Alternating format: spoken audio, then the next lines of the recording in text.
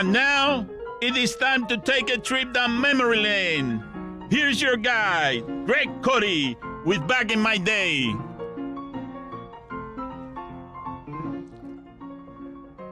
Packing! Went on an Alaskan cruise recently, gone 10 days. Major suitcases and serious packing would be involved. Wife and I were discussing how much luggage we'd each bring, and she says to me, almost as an afterthought, I ordered some cubes that should be delivered by tomorrow.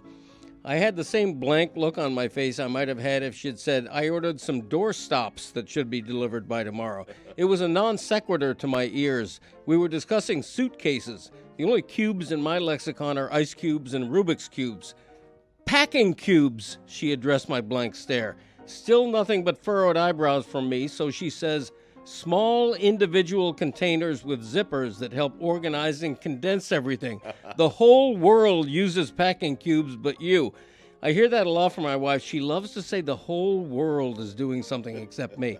I mock her saying that packing cubes will help organize my suitcase. It's a suitcase. I'm the boss of my suitcase, not vice versa. I throw a bunch of clothes in there in the order I wish. It is not this huge and confounding labyrinth. I don't need a map to remember where I put the t-shirts. And by the way, I'm going to lay my t-shirts flat or at most folded once because they prefer that. T-shirts hate to be rolled into a cylinder like the cubes want. It sounded to me like packing cubes were a bunch of tiny suitcases you filled up and put inside a big suitcase, which means you couldn't take as many clothes because all of the damn packing cubes were taking up space. And then instead of everything being readily visible for swift access, you had to remember or try to guess which of this myriad of opaque, zipped-up packing cubes contained what you were looking for. Unzipping a suitcase to a sea of packing cubes is as dispiriting as opening the fridge to find wall-to-wall Tupperware tubs. It's the illusion of efficiency.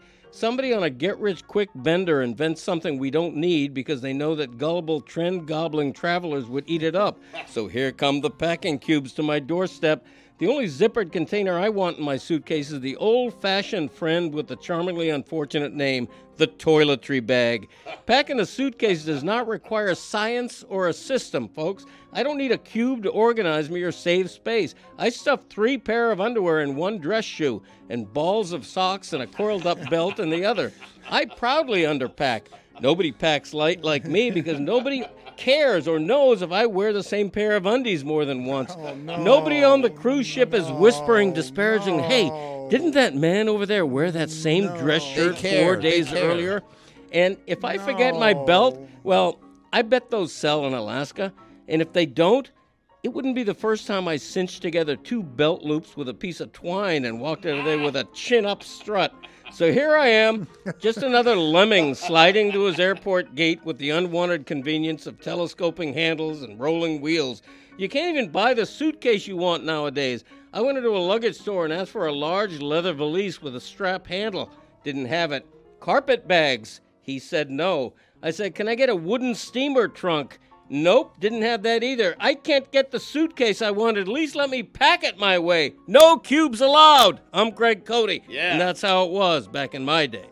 Mike Ryan is shaking his head. Billy is applauding. He's so right about this. Well, Thank he's you. so wrong about Thank you one very of the much. things Wrong. that he said. Wrong. How many underwear did you pack for a 10-day trip? In all honesty, I think I packed 5. Oh, no. And stuffed him in a shoe. Yeah. Yeah. Oh, yeah. Atta Save boy. space. I don't Yeah, need a cube. exactly. I need shoes. I'm not Right. wearing a cube on my foot. Buying a suitcase to go inside a suitcase. It's like, heck. Jesus. That's exactly right. People over underwear. You don't need to wear a pair of underwear. I'm not in my pants like an infant. I don't need to change my underwear every single day. that's I'm going to sad. say Saying it. that out loud. I said it. You're You got- embarrassing yourself. You fart every day. Nah. No, what not do you think necessarily. fart is? Just clean air, filtered air coming out of there? No. It's what- fecal matter. What's it to you? When I'm letting a pet, I drop my boxers. Oh. That's what my family used to call Yeah. farts You've growing been up. doing that. Hold on. Let's just stop here. No, he's right. He was Yeah, rolling. thank you, Billy. Yes, but no, he was rolling. Yes, but I do want to stop for a moment because I had that same reaction. I'm going to say about 30 years ago when he said, and families do have verbiage for all of this, that the Cote family is the only one in the universe that describes farting as letting a pet. Correct. You let a pet and then you go take a QK. If you feel it coming, you drop your drawers. Let the pet into the wild. I love this Pull your family. pants back up and go about your day. Yep. So you're dropping trow during the dinner service? Just like, hold on, I got a pet I'm percolating. I'm going to the restroom. I'm behind closed doors. Most people feel like me. Nobody So else much has beer, the balls to say That's it like right. I do. So many Right. beer farts So in the morning. brave. No one feels like you, Greg. Here's a packing cube. It's called luggage. Help me That's with where you go, hello, Billy. Hello. No, Billy's right as always. Guy's always on the mark. Or Zagak, or just meet it with General Silence. Just whatever anything, you'd like to do. right. He has Yeah. two catchphrases, and I'll you're take the queuing him on nod. them. I'll take the nod. I know how to say "and you know it" in Mandarin. I'll tell you that.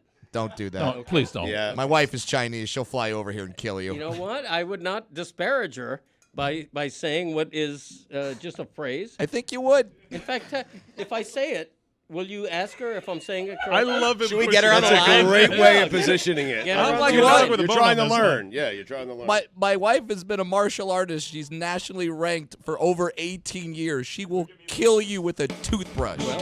Luckily, she's thousands of miles away from me, and I run She's fast. a ninja. She I could got be here old- right now. I got old man speed. There's a reason why when I check into a hotel room, I still sleep on my side of the bed, even though she's not in the hotel room, because she might be there. Okay. Terrified. I have to think that everyone in our audience is saying to themselves, it's one pair of underwear a day. Yes. It's Not on At a least cruise. on Not vac- on a cruise. On vacation where you're being active, you go out, you spend all No. day, you come home, you shower, you put new underwear on. All bets are off on a cruise. The only exception sorry- is I'm maybe sorry. you wear swim trunks. Like, Yes. like swim trunks Yeah, that'll multiple do it. days. That's That's the- fine. That But saves on underwear. I you go know. 2 pair a day. When I'm traveling, 10 days, so that's 20 You took pairs of 20 underwear. pairs of I'm not underwear saying I to use Alaska? them all. That's I'm not, insane. That is I'm not that's saying too much. absurd. I'm not saying I use them all, but I think I did Are you bring- crapping your pants? Like, why are you changing underwear twice a Seriously. day? I'm bringing underwear. Anytime I wash myself, I change underwear. There's too much underwear. You're over underwearing. Go commando once in a while. There ain't no law in it. Overwear, you know? That saves on underwear as well. bet the over on Chris's underwear.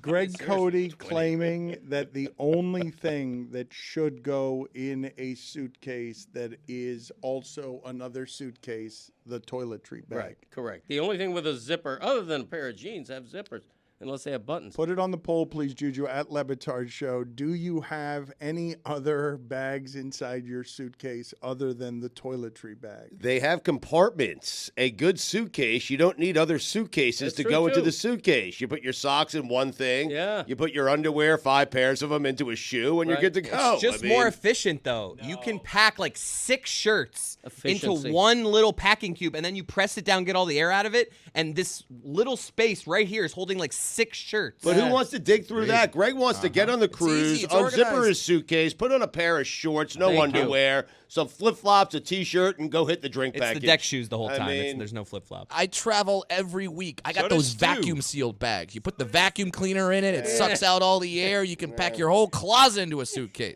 It's amazing. No, we don't do that. We don't do that. Yes, you do. Mom did it for you. No, I pack myself. She's the one who bought the cubes. She packs her thing, and I pack mine. Darn her for being more efficient. I mean, she tells me what to pack, granted, but then I throw it in my suitcase. She's got to be disgusted by your underwear habits. There's no way that she's good with that. You know what? It's a peccadillo of mine. She finds it endearing. There's no way that's true. She's in too You're deep right. at this point. I have have- no idea if she finds it This is a endearing. sincere question. Yeah. Do you have any underwear that's older than me? No, I don't. I do have T-shirts older than you. Do you have 5 pairs of underwear? Yeah, What's yeah. your oldest pair of underwear that even you're surprised that it's lasted this long? I recycle my underwear every couple of years. The pair you're wearing right now, Yeah. when did you put them on? My Hanes Who was president? this morning. No, we love Hanes boxers. Was it Van Buren?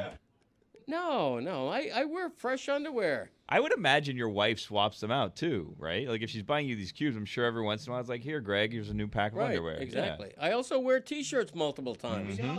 I'll wear the exact same outfit to a restaurant 2 nights in a row. Do you have Exact same Do you outfit. have any T-shirts from the Nixon era? No, they don't last that long. Carter? No. You're not self-conscious about wearing. You're not even be a separating by Reagan in 5 there. days an outfit. How many You're just- Reagans? You're just wearing the same outfit. All Reagan. You have a Ronald Reagan. You have a limited fake Ronald Reagan. It's one word. It's just whale. That's it. What are they seeing off the boat in Key Largo? It's not like he's wearing like a blue shirt that it's like, oh, is that the same shirt? Is it a different shirt? He's wearing like a shirt that says, oh my God, it's the Watford shirt. I swear to God, I was just about to say, in Alaska, he wore that Watford shirt like 6 days in a row. No, but I did wear it 2-3 days in a row. Unless I'm sweating profusely and it We went stinks on a hike. and it smells, then In I'm not going to wear Alaska, it 2 days though. in a row. Your wife has no fear of you ever cheating on her. Ever. No fear. Why do I want to change shirts if I'm wearing a dress shirt into an air-conditioned restaurant? I'm not sweating. I'm not spilling anything on it. It's perfectly clean. I wear it again the next day. What's the crime in that? I don't get it. People are so fastidious about what they wear and changing underwear every day. It's just unnecessary. I You think know? Pet peeve. I think that this Picadillo. Our forefathers didn't do that. That's I'll tell you right, that. Greg.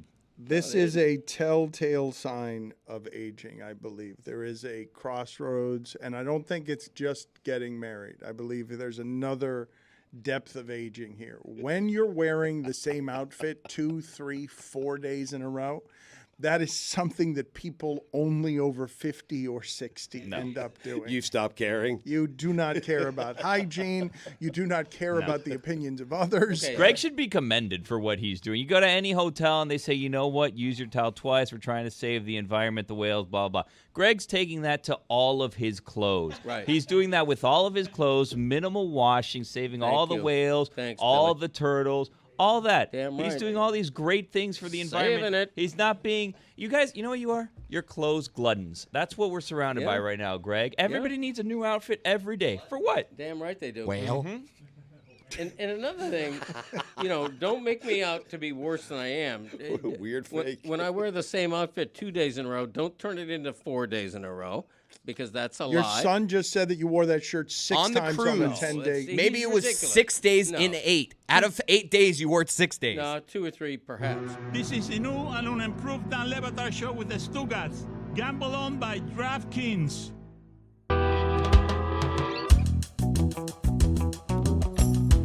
It is time for Stugotz to share his game notes.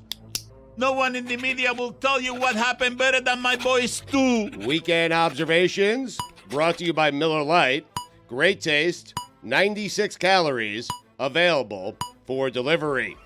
Dan, someone on this show has been off the last 3 weeks, and shockingly, it wasn't me. When he's gone, nobody on this show feels his absence more than I do. And while I missed him a great deal, I'm pretty certain he didn't miss me at all. But Dan, he's been forced back into action because you can only help your poor wife deal with 2 kids for 21 days. And just like that, make no mistake about it, Billy Gill is back. Speaking of back, hey Dan. On Thursday, you know what else is back? Do you, Dan? Football! You on WFAN? Oh, yeah, that's right. Forgot about that. Thanks for the reminder. Dan, you know what the B in Billy and the G in Gill stands for? I do not. Baby girl. How about that? I mean, amazing. Is it, though? We can't produce boys around here. Nobody here. Greg Cote is the only one who can produce a boy around here. Damn right. Taking a week off to sit at home and watch Shark Week feels like an abuse of the Meadowlark vacation policy. I regret writing that. I didn't know the news. Sorry. Sorry, Dan. You're not preparing for anything you're doing on WFAN. You're not preparing. You're going to go to WFAN. You're Just not. let it fly, baby. It's worked to this point. Why change up the game now? Because it's the only place in all of sports media Where you have to be prepared? where it could work. Here. Oh, Here. here, okay. Your plan that can't work anywhere else. Damn. Your plan is a recipe for value disaster anywhere else in sports media internationally. Thank you. You know that Odell Beckham is no longer on the Giants, right? What? OBJ. Max Verstappen. Feel free to mix in a second or third place finish every now and again. Verstappen. Oh, whatever. I would tell Max Scherzer to look someone in the eyes when he talks to them. Oh, come on. But he can't. Come What happened? on. What do you Come mean? Unless it's Hunter Pence. I mean, they see eye to eye. They're just two different color eyes. He's not. He doesn't have a wandering eye. It's just two different colored eyes. Max Verstappen is a magician. He made Lewis Hamilton disappear. Dan, you know what the M in Max Verstappen stands for? Magician. Wow, you're on it. Are you getting upset because you mispronounced Mac's name? I'm lashing out. It's weird. Stop for stepping on my jokes. Dead and Company shows with Bill Walton and Miles Teller. Lake Tahoe. Thinking Jake Owen was Aaron Rodgers. Articles being written about me. Me writing articles about others. Stephen A. Smith. Live God Bless Football from New York City. WFAN. Dan, I'm having a moment. Top 5 things that are having a moment. Number 5, Christopher Mad Dog Russo. Having a moment. Number 4, Oppenheim. Oppenheimer? Whatever. Number 3, The Color Pink. Oppenheim. Did you just I think it was confuse Lou Oppenheimer Oppenheim. with your It was agent? my agent, yes. Yeah. You thought they made a movie about your agent? Lou not having a moment right now. Number 2, me. And number 1, Barbie. I mean, Barbie's having a moment, huh? Pink was number 3. Yeah, Pink. So you've got Oppenheimer. The singer?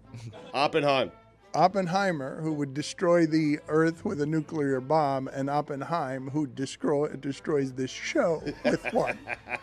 Keep an eye on the Angels. Case in point. They're like 5 games over 500. Yeah, but 4 they kept games. Ohtani. Trout is coming back. They made a couple of trades at the deadline. I mean, they had 6 years to impress Ohtani, and they're doing it now at the trade deadline, 6 games out. It's weird, but watch out for them. Just keep an eye on them. Yeah. Unless you're Max Scherzer. Right. Right. And you can't. Just look at Hunter Pence. Correct. You know what they say about Eli Apple, Dan? I do not. An apple a day keeps the Lombardi trophy away. That's bad news for the Dolphins. By the way, the Barbie thing, a little out of hand. Seriously, they're pop-up stores, restaurants all over New York City. Enough. Barbie. You into this Barbie? I mean, Yes, Stugotz. I haven't stopped thinking about it. if you plan on... This is the only time I haven't been wearing pink since the opening of the movie. So that's where you... Yeah. If you plan on telling me you watch USA and Portugal at 3 a.m., you better have proof. I did watch it. A picture of you watch. I need something. Otherwise, I don't believe you. A picture of me watching it? Well, I believe you. I do believe you. You were covering it, and you gave me very good details this morning. We could tell you the score. Does that prove it? No. No. It's the score of every soccer game. Do me a favor. Tell me one detail from the soccer game. Something. It hit the post. Oh, okay, but you read that, right? I mean, Reagan, how did Portugal play? Well,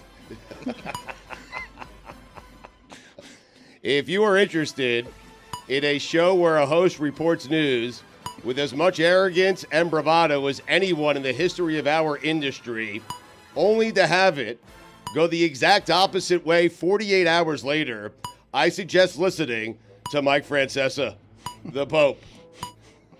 It's amazing how wrong he is. But he thinks he's right. That's correct. Hey, Delta, congratulations on getting me to my gate 7 minutes early. Do me a favor. Make the same announcement every time you get me to the gate 7 minutes late. Thanks. Getting on a plane when you're already a little stuffed up. Dangerous game. It is. I wouldn't do it. I wouldn't advise it. I'm about to do it again on Wednesday. Gio. Probably not a good thing when the valet guys at the airport know you by name. Mr. Wiener. They run to my car. Oh, man. Thanks to everyone on the show for sending me their heartfelt birthday wishes over the weekend. And by everyone, I mean Roy. Dan, you know what the B in Bellamy stands for? Birthday. Wishes. Birthday wishes. Oh, You were sorry. close. I You were got close. a half right. It's up to you. You're consumed with Barbie. I get it. Yeah. I was so jealous of Billy and his paid 3 weeks off for paternity leave that I spent the entire weekend trying to convince my wife to have another kid. How'd that go? Not well. The harder part is getting her to have the sex. Hey, you're right. Max Scherzer, do it in New York. The Mets GM said this is not a fire sale. Hey, Mets GM, sell your not having a fire sale to somebody else because I ain't buying. Thanks. Anyone else get tired or getting tired of Messi and Beckham? No. Really? They're everywhere. The Enough of opposite, them. actually. We've had LeBron and Wade. We've had great duos down here. Enough of them. Do something. And they just showed up. They haven't lost Most yet. popular guys in town. Oh, they've lost plenty. Get out of here. What do you mean? The team has. I mean, these weird tournaments they make up in season. Mean nothing. But They literally haven't lost. since they he's been haven't here. lost. They also haven't won technically a regular season game. Have they? There you go. Have they? Do it in the regular Have they season. played one? When do they play? August 20th is the next league game, I doubt anyone. but they play tomorrow. That's a League Cup in the game. In League's Orlando. Cup. No, they played. Well, I mean, the stadium is far. The state is still ours, Not right? quite. Orlando? Not quite Orlando. That is one of the most amazing things anywhere in sports. Seeing Puff Daddy and Serena Williams and LeBron fly in to a gas station near a gas station in Fort Lauderdale. I believe Puff Daddy was 5 names ago. All right, whatever. I doubt anyone has 10 things Younger in and their smarter. life. Okay. I doubt anyone has 10 things in their life that mean more to them than the Publix chicken tender sub means to me. Put it on the poll, I dare Juju. you. Will he always be Puff Daddy to you at Le Batard Show? The Texas Rangers are wheeling and dealing, Dan. You, of course, know what that means the Rangers are doing, right? You know what mode they're in? Win now. Oh, you are on your game today, man, despite Barbie. Dan, I've started my preparations for the upcoming NFL season, and I'm telling you right now that you should keep an eye on the Chicago Bears. Did you forget how this segment works? Yeah. Pacing is all over the place. Top 5 teams you should keep an eye on headed into this NFL season. Number 5, the Steelers. Number 4, the Browns. Number 3, the Raiders. But are they for real? Number 2, the Saints. Number 1, the Bears. Anthony Richardson, congratulations on passing the sniff test. For those criticizing Dr. J about his all-time NBA top 10 list, it's his list. Make your own. Team USA, that's how you park a bus. Can't believe New York basically shut down because they had 4 straight days of 91 degrees that felt like 95. Hey, New Yorkers, what you call hell, we here in Miami call home. Speaking of hell, Art Briles. Dan, those are the weekend observations.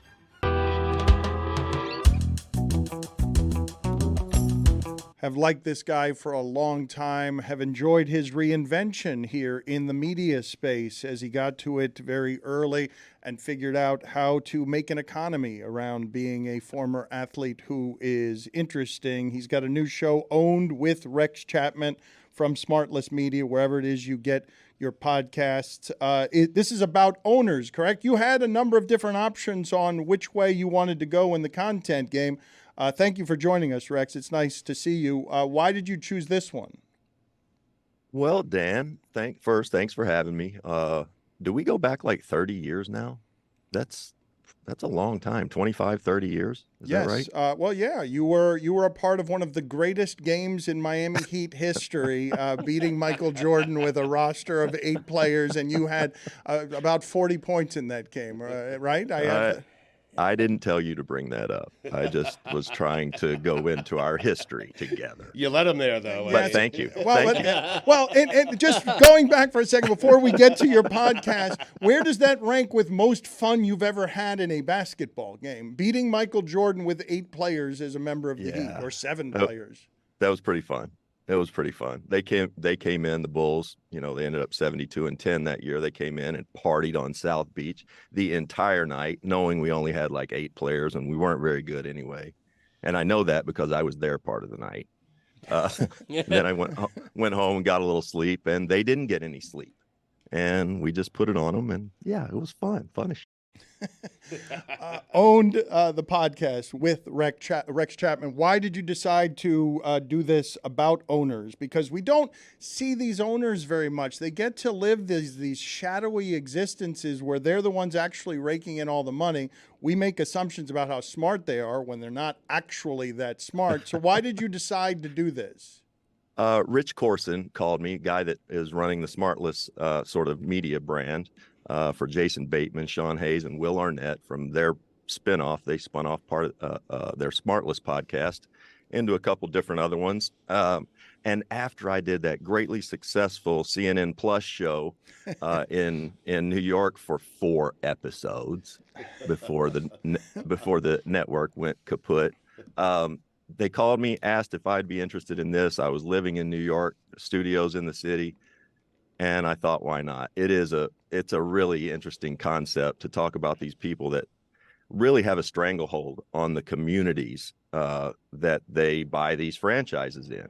And I've realized over time the best owners, well, they try to win, but they make the fans feel like part of the process. They value the fans. Good owners do. They want the fans to be proud of the team that they put on the field or on the floor. And a lot of these owners don't give a crap about the fans. And I find those to be the most fascinating ones. What did you learn most, or what have you learned most so far, even though, you haven't been doing this a ton yet? Man, I think, for instance, Russell Crowe was one of our first episodes. He reached out to me. Russell Crowe, the actor, Oscar winner, big sports fan, didn't know that. He bought his childhood rugby team, turned it in from Rupert Murdoch for $3 million. It's worth $85 million today, and it's the thing that he's most proud of in the world. He loves it. Sports ownership. I think we're seeing that with Ryan Reynolds and Rob McElhenney now with Wrexham. These guys, they love their acting and entertainment, but they love sports as well. What kind of owner, Rex, was Mickey Arison? Mickey was great, and I just ran into Mickey in Vegas with his wife and son Nick. They always give me the biggest hug when they see me. I was part of their first team down there in Miami. Is that right, Dan? Pat Riley's first year. Did they own it before then or no? Yeah, the family has owned it since '88. Oh, okay. So I love those guys, and there are many times I'm asked about good owners and bad owners anymore. And Mickey is the one that I kind of go to as sort of the top of the ladder. He put Pat into it. I think the best owners, they realize what they don't know, and they find people, experts in the field, like Pat Riley.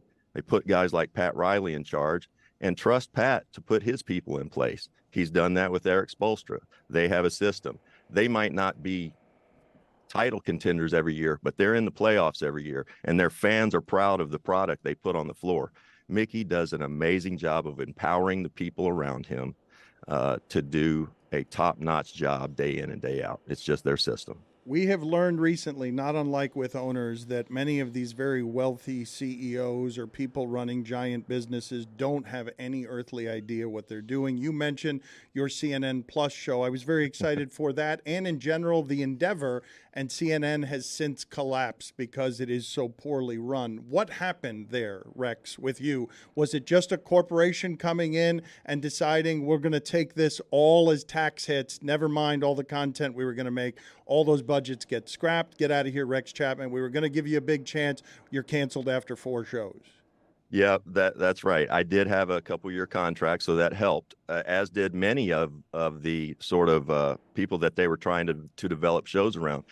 And to be honest, yes, they were just going to write everything off. It was a new philosophy, new ownership group came in, not like unlike professional sports. They decided they wanted to go another way. They scrapped everything, took the big tax break, and moved on.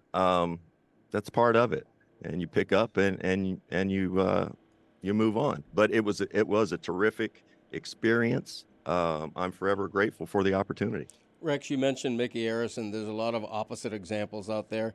If you're starting a hall of shame for world's worst sports owners. No, let's do this another way. Let's do it 5. Top 5 Okay, right. worst Okay. owners of all time or right now? What do you want to do? Do you want to do top 5? I gotta go all time. Okay, All all time. time. This is Wow, this is exciting. very Hold on, I gotta write exciting. this down, This Rex. is Hold very on. exciting. Let's all write this down. We got to get our pens here. Get the fanfare. Get the highest quality production that we have back there to get Rex Chapman's top 5 worst owners ever. The podcast is owned with Rex Chapman. Number 5, Rex. Number 5 is George Shinn. That's a good one. That is good. George Shinn, extremely cheap owner, drafted me. That was his first mistake, I suppose. Drafted me 8th overall to handle Michael Jordan in the East as a 2-guard. And I'll tell you how that worked out. Michael Jordan ended up owning the Hornets. You got your revenge, though, Rex. Yeah. But George Shinn, extremely cheap, eventually sort of ran the thing into the ground, had to sell the team, move the team to New Orleans, and then had to sell. It was a disaster. Number 4. Number 4, Howard Schultz. Howard Schultz bought the Seattle Supersonics in the early 2000s, held on to it for a couple of years. He bought it for like $200 million, sold it for like $350 million. It's just a bad business deal. And the team moved to OKC, a team deserves to be in Seattle, but he sold the team and made like $150 million. If he'd have held the team for 10 years, he makes $1 billion. If he held on to it for 20 years, he makes $3 or $4 billion. Bad business. That's the Starbucks guy, right? Starbucks, yeah. Number 3. Number 3, Marge Schott. Wow. You got 2 worse than that. All right, good luck. Marge Schott. I was a teenager in the 80s growing up in Kentucky, and the Reds were the closest team to us. She did do one thing that sort of endeared herself to the fans, which was she kept season ticket prices very low, like maybe the lowest in the league. The problem was she was incredibly cheap, but on top of that, she also had random Nazi memorabilia laying around her house. I mean, what are we talking about? They constantly asked her to do sensitivity training. She was constantly saying, uttering racial epithets. Just a miserable owner. Shouldn't be laughing. Number 2. Number 2, Dan Snyder. Oh, I have seen such good stats. Dan on Snyder. You know, having played in Washington for the Bullets way back in the day, we weren't very good. The Redskins were pretty damn good. And the one thing about the Redskins during that time is the fan base loved the team, loved the group, loved the whole vibe of things. Dan Snyder bought the team, and really, from all the stuff in the front office, the sexual harassment, the covering up of everything, and the fact that he was forced out. I mean, come on, you can't do a worse job. Well, not just forced out, but forced out with something I haven't seen before, which is you're leaving. We're taking $60 million as you go, even though you're selling for $6 billion. Here's a fine at the very end. You can't do anything about it because you're awful. But what is, Stugotz, the better stat for pointing out his incompetence? Is it that in 24 years, They had 2 All-Pros, 2, one a special teamer and one last year. Wow. Or is it that they had as many division titles as federal investigations? Number 2. Number 1, Rex Chapman, the worst owner ever is? Absolutely, Donald Sterling. Donald Sterling, owner of the Clippers from the time I entered the league in the 80s. It was widely known that he was arguably the worst, cheapest owner in the league at that point. Constantly in the lottery, drafting guys like Danny Manning and Gary Grant and Loy Vaught and really good players, letting them finish out their rookie deals when they had become really good players, some of them all-stars, and never re-signing those guys, just letting them walk. Just a bad owner, didn't care about winning, didn't care about the fans, and then all the racial stuff. Come on, bottom of the barrel.